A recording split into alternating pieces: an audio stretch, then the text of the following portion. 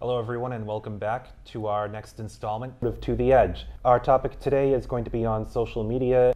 Well, social media I would say includes, correct me if I'm wrong guys, but Facebook, Twitter, where we include websites in there and just about everything, and just the way people interact, you know, celebrities and even non-celebrities trying to make themselves into celebrities through social media.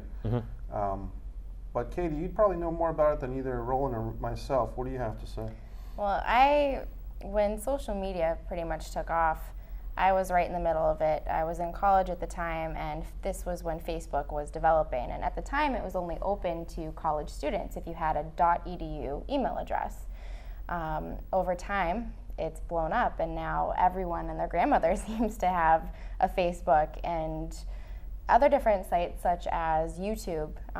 We have celebrities that are being made overnight just because of a 15-second YouTube clip. It's true. You know, like it's all over. Talk shows now use it, and all of the above. I think it's definitely something that's become mainstream and very interesting to be a part of.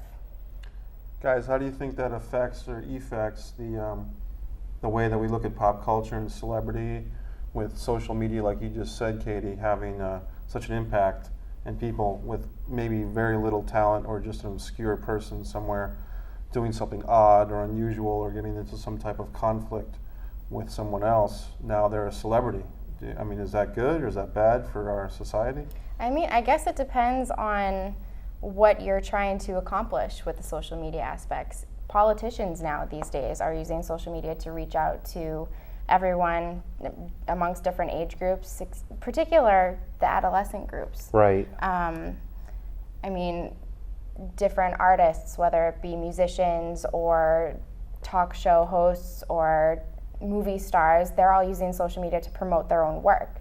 I've noticed lately that Facebook now doesn't necessarily seem like it's connecting between friends. It seems more so like it's self-promotion. I'm guilty of that myself, as you I guys agree. know. Yes, the reason why Mike Messier is even on this show in the first place is because I put up a Facebook page advertising To the Edge, and then he expressed an interest in being on the show, and then now here he is. Here I am. Well, that's a positive thing, I'd like to hope. But through me being here, we've got, the lovely Katie, and she's great. So it seems like social media can be used for the power of good, not just the power of evil. Oh, absolutely. I think using social media makes you feel, even though you're indoors or wherever it may be, if you're in an office in front of a computer, you have that connection to people outside. And if you can't get outside, like leave your doors for whatever reason, if you're sick, you still have connection to people through social media, and you're able to feel involved. But is that a false sense of involvement? That's the question. I mean, No, I think it's genuine because people are getting involved whether they're in person or online. okay. So I don't think that matters, but it improves connectivity, if anything. You can get in touch with people and you don't have to set up arrangements or appointments, and it's transparent. You can have hundreds of people see something, whereas before you'd have to arrange space for people to see the same event. However, on the flip side of that, I mean, are we missing some human element of like, hey, let's get a coffee or lunch or something? Instead, now it's a Skype situation, or it's I'll tap away on the internet. Depends on the proximity. There's pros and cons with that, definitely. I mean, if you look at a situation where you have two people in two different states or in two different countries, obviously using social media networks, Skype is fantastic, just to keep in touch that way. But if you are on a lunch date or having coffee with someone, and whoever it is that you're having lunch or coffee with is constantly on their cell phone, Right. texting or checking Facebook, then you do feel very disconnected. I agree with that. Yeah, I mean, I have a good friend of mine, and he is, he's got blisters on his thumb from his machine, his device. Oh. And this is a guy who's well respected. He's a filmmaker, and I won't name names, but he's a good buddy of mine, so people might know who he is. And it's just kind of annoying because you're trying, and I've called him out on it. And I said, hey, buddy, engage. You got your wife, you got me, you got your people here, I believe there is a term for that. I think People have been getting arthritis in their thumbs just from constantly texting on their Blackberries or iPhones, whatever Yeah. it is. I try not to text that much, but people text me, so I have no choice. No texting and driving. It's not allowed.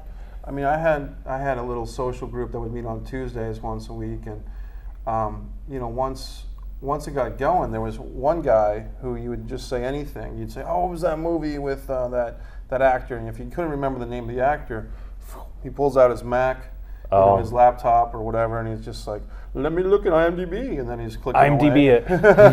Yeah. And the next thing you know, then he's talking about soccer for half an hour. Like somehow he goes from any other topic and he gets to soccer, and then the other guys are talking about soccer in Europe, which is thrilling, but not for me. So, I guess my point is, when does it end? And I'm guilty of it too. Last night I was with a writers group down in Providence, Rhode Island, and I was trying to make my little points, my little references, and I had my laptop on, and one of the girls in the group said, "Hey, what are you doing?" And I said, "Well, I'm sending you guys an email about what we're talking about, but still it's a little rude, to on my part last night."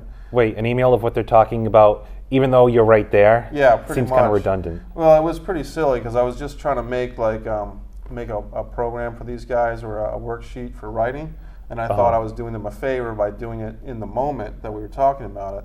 But as my friend Michelle pointed out, I was kind of being rude, to the interpersonal dynamic. So I'm guilty of it too, whack whack. Going along with that, how about situations where if you are busy, whether it be you're in a meeting or you're meeting up with someone, what may it be, the person that is texting you that maybe you had previously been interacting with before, whether it's through texting or emailing, if all of a sudden you just stop responding because you're busy doing something, to that person, it seems like you're being rude. And then they question, why aren't you responding to me? What are you doing? Right? Are you mad? Is there? Yeah, which I've run into that before. That happens very often, I Yeah. find. No, I just say I have to go, I have to do something, then hopefully they understand. If they don't, then that's really their problem, not mine. I've been guilty of not giving the other person the benefit of because sometimes you have your device, your phone on you, and it'll beep or it'll buzz or it'll hum, and then you don't hear it, and then by the time you hear it, it's like, oh, 2 hours have gone by, or you're on the other line and someone texts you and you get confused or lackadaisical or what's that word? Lackadaisical? Yes. thank you. Lackadaisical, Good. Yeah, I can't lazy, like you speak. got lax. Right. Well, people have lives, Really? which is the opposite of being lazy. But it does, that's a good point. People have lives, but our lives being dominated, I mean, kids these days, kids coming up 5-6 years old, right? Like they're gonna have a whole world of tweeting and Facebooking and the dynamic of the thumb. It's crazy to me how children's toys these days are now touchscreens. I don't know, when I was a child, I had my, like Barbies and stuffed Right. animals and stuff that I would play with, and books that I would look through, not touch screens where I'd be playing around with different games. Like, I just find that so weird to me. I don't know. I guess you could say it's futuristic, but we are living in that. The 21st century. I know, like it's crazy. But the books, they're even like Nooks and Kindles. And the toys that they're playing with, can you elaborate on what type of toys they are? Well, for instance, there's a lot of games, if you will, or applications where you can have your 2-year-old child playing number games and games that help them learn. Like math? Yeah, or whether it be like helping them read, like what is this color, and they point to the word and they learn that way. I mean, I guess it's beneficial, but it's still It's disenfranchised from what we're used to.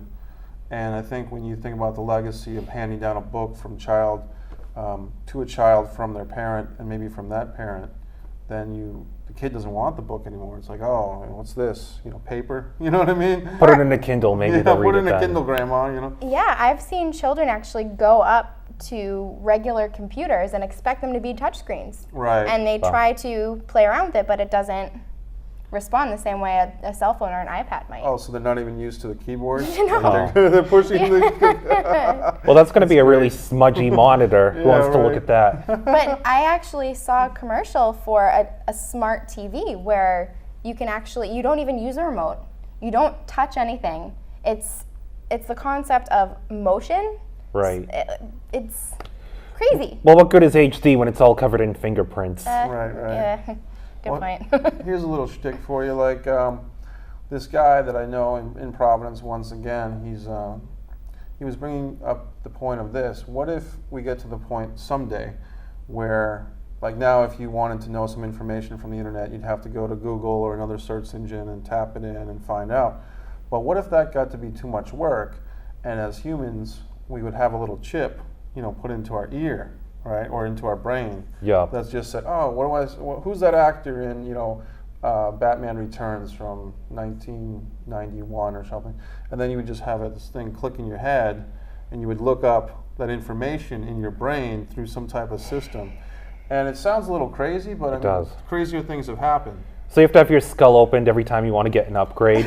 So you'll have a bunch of lobotomized people who can access Yeah. information on the spot. Well, if you think about it, I mean, they can put a man on the moon. They can put a chip in your head. Like if you can do some amazing things with, even a microwave oven. I mean, back in the 1850s, you never would have thought a microwave oven would exist, or putting a man on the moon, or anything Right. like that. So putting a brain chip in somebody's brain for them to be in touch with the satellite.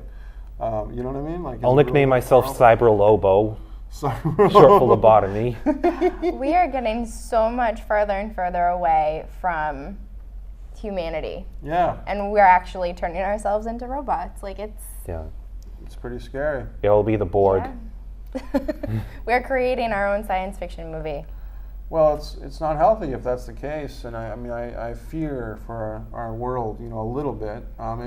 Going back to the positive side, though, if you have that information that can be shared, then I think it was Al Gore who termed the phrase the information superhighway. Yeah. There is a breakdown between, in some ways, the caste system of information, like the rich or the people that can afford to go to a Harvard University or so on and so forth, are no longer necessarily the ones with the key information. I mean, any of us can go on the computer and find a instructional video on YouTube or some type of information through a speech or a PDF online that maybe back when we wouldn't have that access to. Maybe that's a positive thing. I think so. Yeah. I mean, the more knowledge that people have, the better the world is, as long as they apply it to something positive. Right. I agree. We're all given choices. Mm-hmm. Choices to do good or choices to do bad. I think that having social media at our fingertips is a very useful tool as long as we use it the right way. Mm-hmm. Well, even the internet at home, there are stories of people doing things on the internet that are not moralistic or tasteful, and we don't have to go into those details, but people do some crazy stuff on the internet and they get in trouble for it, and then that brings up a whole another issue, privacy laws. If you Yes. bring in your computer to get fixed at your local computer fixer place and they find some, bad stuff on there, and they say, well, we got to report this guy or this woman to the authorities. Is that invasion of privacy, or is that the law? Is that for the benefit of society? If you're like some type of deviant doing weird stuff on the internet, should you be reported, or should you have that privacy? That has to do with anyone observing some type of criminal act. Wouldn't they feel obligated to report what they actually saw? But if you're running through the computer repairing it, what are the odds that you'd actually see the contents of the files other than just the name of a file? And if it's coded, you're not going to see that information on the computer. You have to actually physically look through the files, and I don't think that the majority of people fixing computers would have the time to do that. But it has happened. There were cases, I believe, with Pete Townsend of the band The Who got in some trouble with some stuff on his computer, and he said he was doing research Yeah. for something, and so on and so forth. And I think the guy's name, the guy that did that song, dun, dun, dun, dun, dun, hey, dun, dun, dun, Gary Glitter. That one. If I'm not misquoting, I wouldn't want to. Yeah, right. But he got into a shtick too, a bad one, and You know, but that type of thing is like, well, as long as it doesn't happen to me because I didn't do anything wrong with my computer, well, sure, but what if someone planted something in your computer at that repair place? You know, it just goes on and on and on, you know, like, it just goes on and on. That reminds me of a story. When I was in high school, the Napster Oh, yeah. was big. Yeah.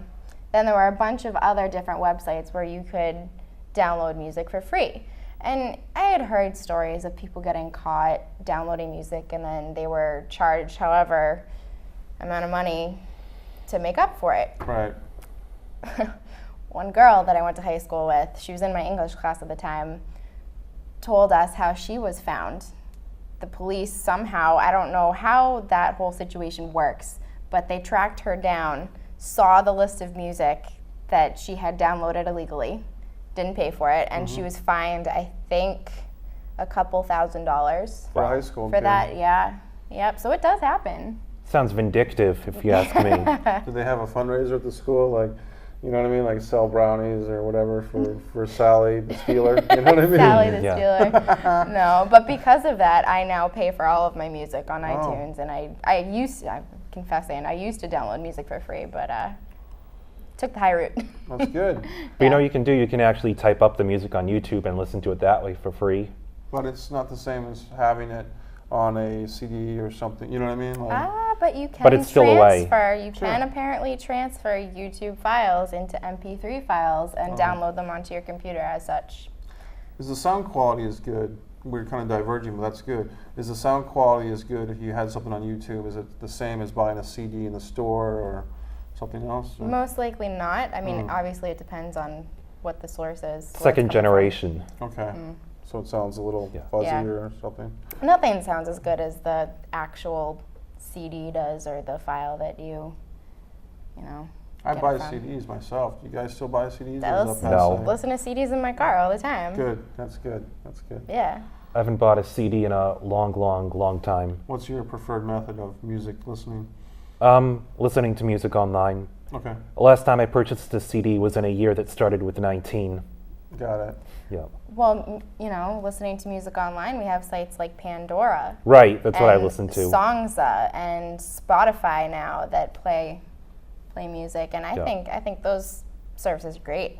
What is Spotify? I haven't heard of that one. Spotify, I've seen a lot of people using it on Facebook, and I guess you stream music and it actually uploads to Facebook so that your friends can see what in particular you're listening to at the time Oh. and comment on it or like it or not like it. Do you want them to know what music you're listening to? Like, is that favorable to have? It depends, I guess, if you're in a What's- specific 'Cause mood. when I'm listening to Britney or Christina or Beyonce, I don't want Hey, you guys Britney. giving me a hard time. You know, she's my fave. I think Britney's cool. I mean, She's she- awesome. she X had- Factor it up. Oh yeah, yes, yes indeed. Yes, What's wrong with people knowing what you listen to? I don't know. I just kind of like if I'm rocking out to Wilco or AC/DC or something to that effect. I mean, I kind of like to be me in the music. You know, I don't want me music and Kurt Winkleman from third grade watching me. You know what I mean? Like I kind of want my own deal going on. Right. Maybe I'm just a private person. I don't. There's one for you. How about? Oh, go ahead. I don't want to cut you off. Well, going along with who knows what you're listening to, I mean, you can control that. Who sees what? Oh, really? That's a lot of work, though, to go and like, oh, I don't want,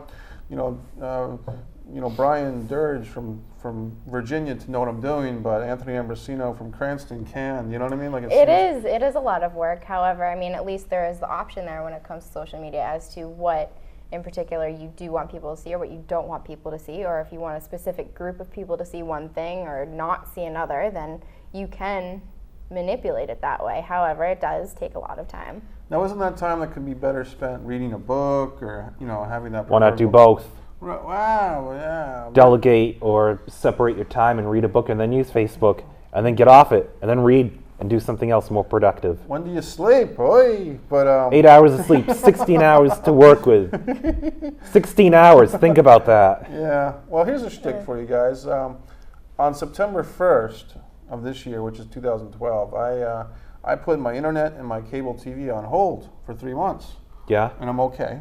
That's right. I'm all right. But you see what I'm saying? Like I put cable TV on hold, and I haven't seen any. I like pro wrestling, I like football, and I haven't seen any at home. And I put the internet at home, kind of just to get off Facebook and stuff. Just to not have those midnight hours where I'm looking for that big thumbs up sign from somebody halfway. Likes I this. see Facebook updates via mobile. Yeah, Mike Messier.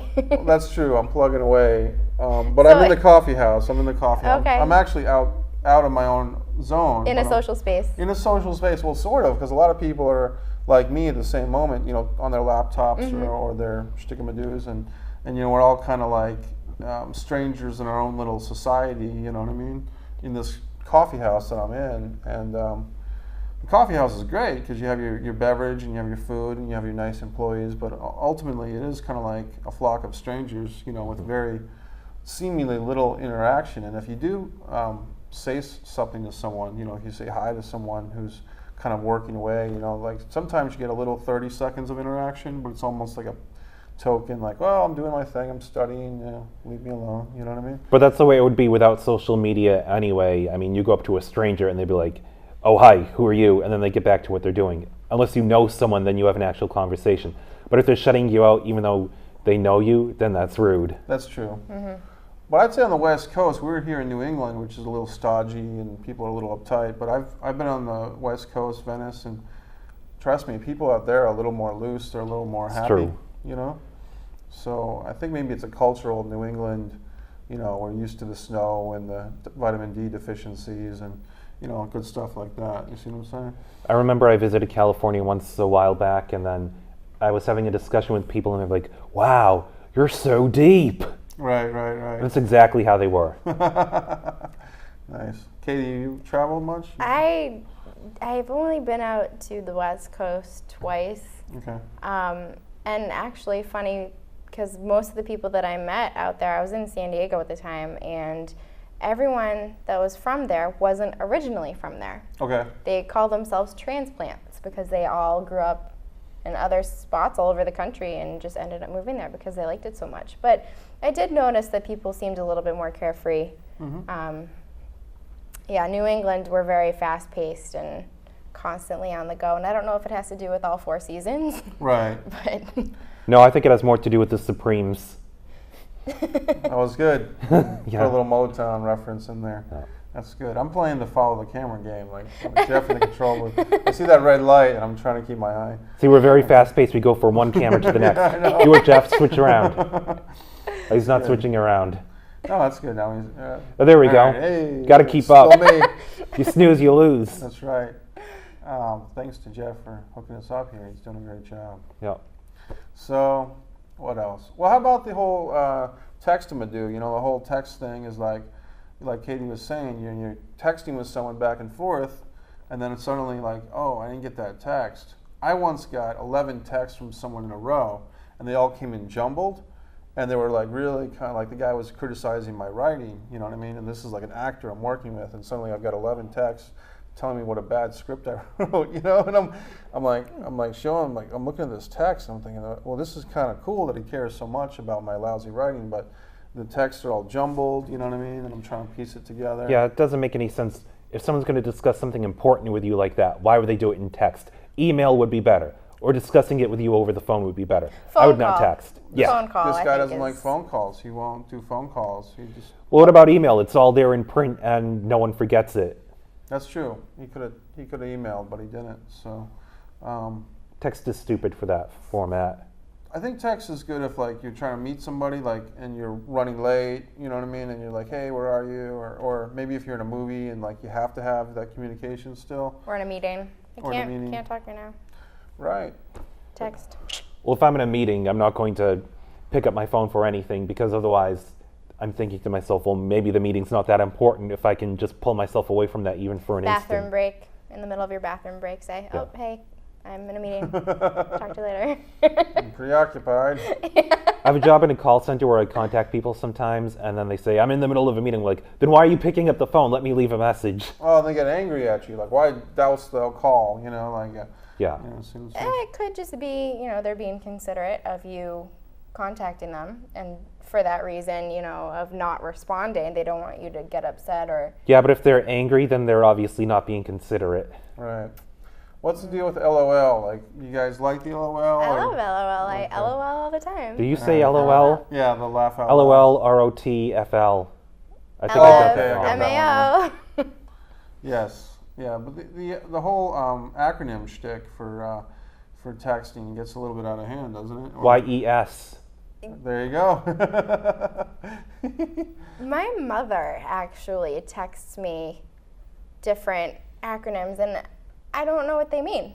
Like, Like if we're talking at the end of the day and she's like, oh, have a good night, I love you. Or if I say that to her, her response isn't, oh, good night, love you too. It's RBAY.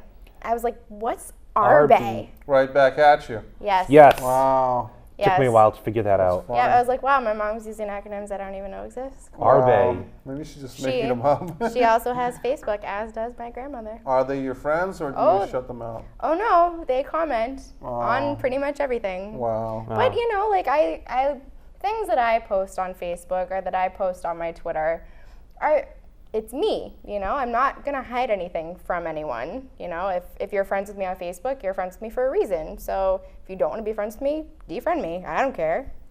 So do you think it's kind of weird that Facebook has now become multi-generational? Okay, so going back to when I was in college and Facebook first started, once they opened it up from college students to high school students, I was very weirded out. I didn't like it. Right. I thought that, I don't know, it was weird to me. Yeah. And then after they opened it up to high school students, they opened it up to everyone. And that was, yeah, It just I kind did of. not like it. It's not the cool factor went down a little bit.